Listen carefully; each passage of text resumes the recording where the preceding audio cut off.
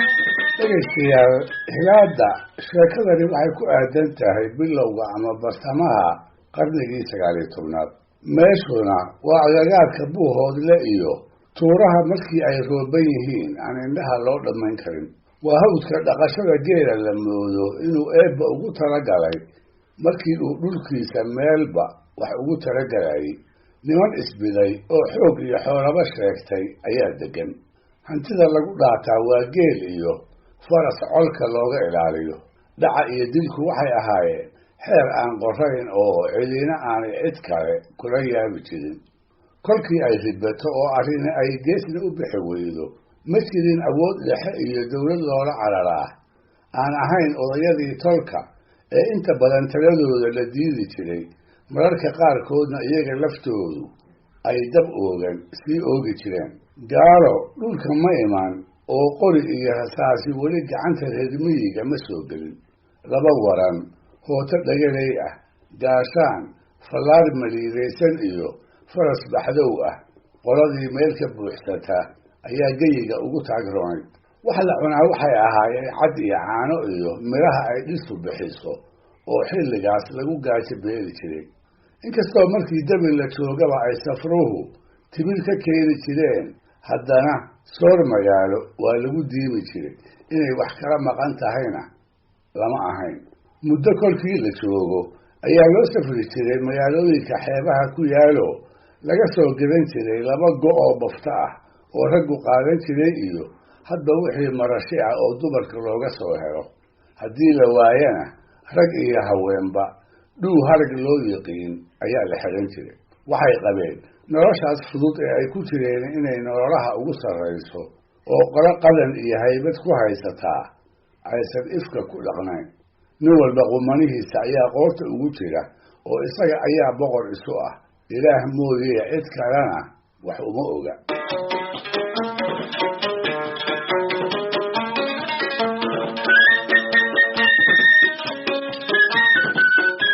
haddaba maalin maalmaha ka mida aminta oo jiiraal ah agagaarka Buuhoodle ceel ku yiil xoolihii ha loo soo aroorsado. dhawaaqii heesta geela ayaa isu baxday. barbaarba barbaarka uu ka qayla dheer yahay ama uu ka cod wanaagsan yahay ayaa loo dhegtaagayaa. ceelkana rag keliyihii ma joogaane waxa iyaguna ku sugan hablo quruxdooda lagu sheekaysto oo ama arya soo aroorshay ama markii mawga loo buuxiyo dhaamanka la caraabi doona. kuwaas ayay barbaartu isha iyo laabtaba ku hayaan marka ay jawaabta geela ku dheeraysanayaan ee ay codkooda intii ay gaarsiin karaan gaarsiinayaan.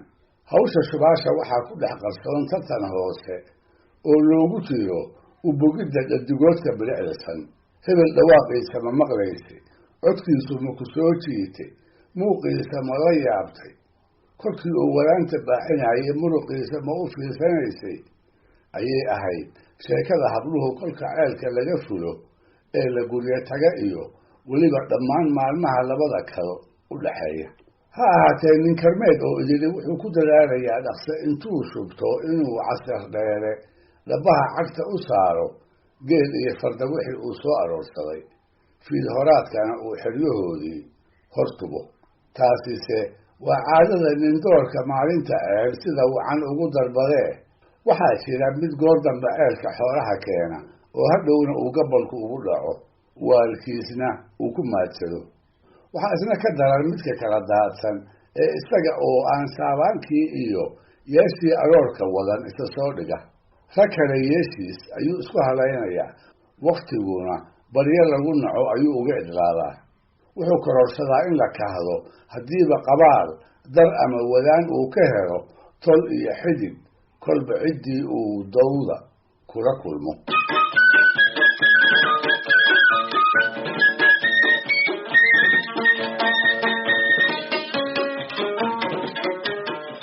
maalintaas iyada ah ayaa waxaa ceelka joogay oo durbo xoolihiisii waraabsaday nindoor Axmed Samatar la oran jiray oo burgal lagu naanaysi jiray.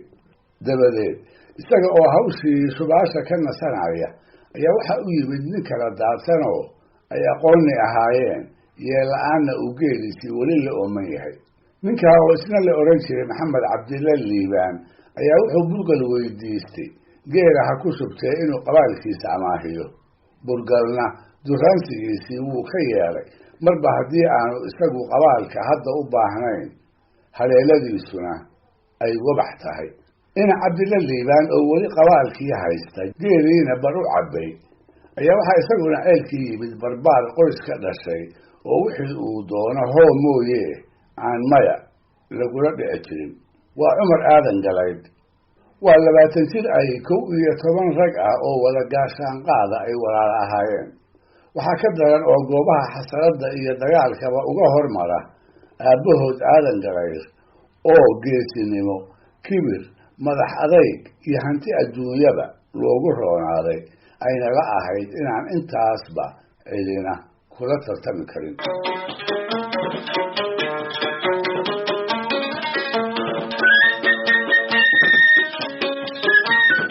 burgal waa ninkii qabaalka lahaayee waxay degmo qura ka soo arooreen cumar aadan galayd iyo wiilashiisa oo tabar iyo taagba ku dhaadanayay ayaa waxaa la deganaa beel idil oo hooskooda harsanaysay. saha colaadeed maalintii uu muuqdana gaashaankooda ku gaban jiray.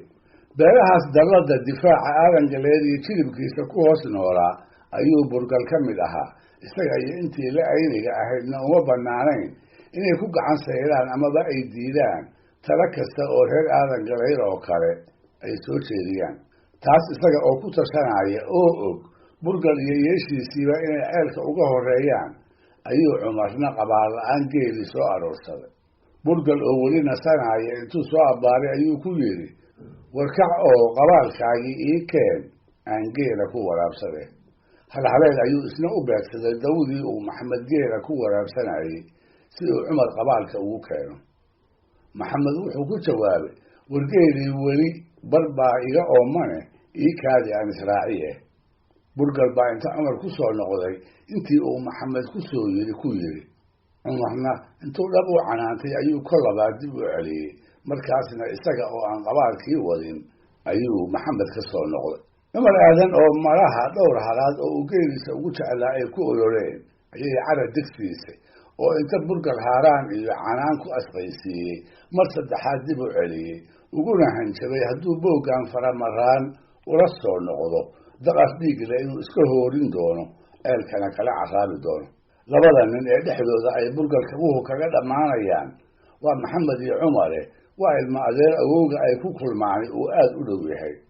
mar saddexaad ayuu burgal ku noqday maxamed oo aan waraabintii geelu u dhammaan, kuna yidhi, cumar aadan baa qabaalka doonayee maxamedow biyo dambe oo aad ku shubtaa iyo jidin. maxamedna barbaarkiiba ka buuxsamay buu ahaaye. intuu yidhi waan caroonayaa ayuu sidii magangooye la maagay isugu soo kogay.